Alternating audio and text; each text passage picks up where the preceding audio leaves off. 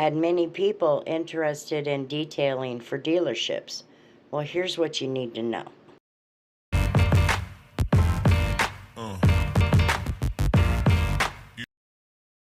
Hello, friends. Today's detail is a 2005 Kia Sedona. But I don't really want you to take a look at the detail itself. What I want you to do is look for the shortcuts. There's a reason for that. I've had a lot of interest in dealership detailing. I started detailing June 10th of 2022. It was not my intention. It was an accidental thing. I didn't know what I was going to do with myself, but I knew trucking was not where I wanted to be. So, my parents asked if I would come and detail the vehicles at the car lot for a few weeks, and I thought, sure, why not? But I fell in love with it, and I enjoy it. So, there's been a lot of interest in dealership detailing. And because of that, I thought I would put some truths out there.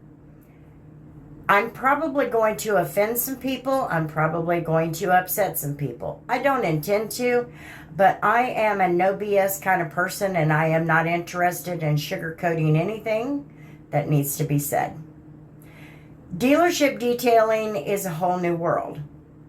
The problem that I see is not within the dealerships. The dealerships are in the business of selling cars.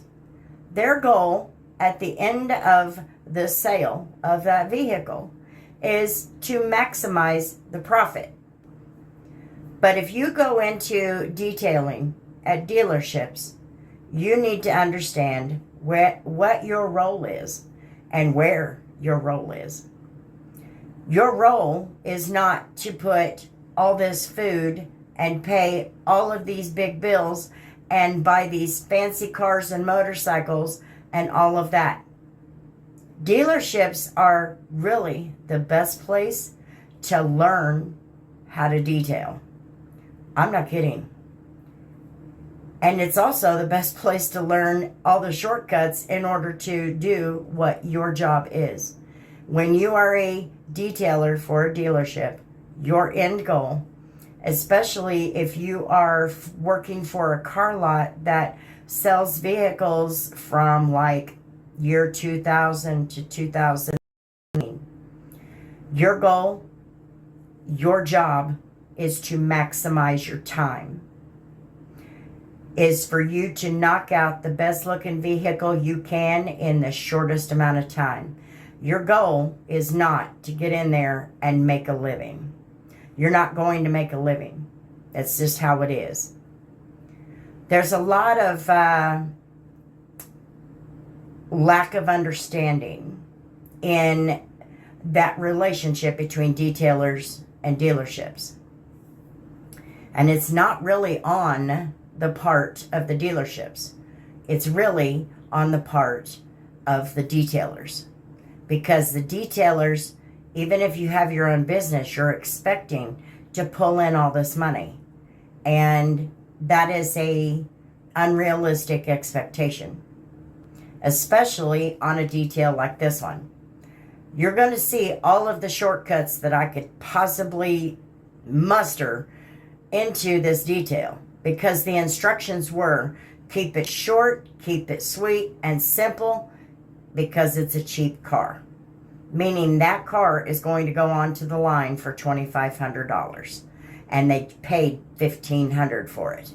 But I wanted to make sure that I put this out there.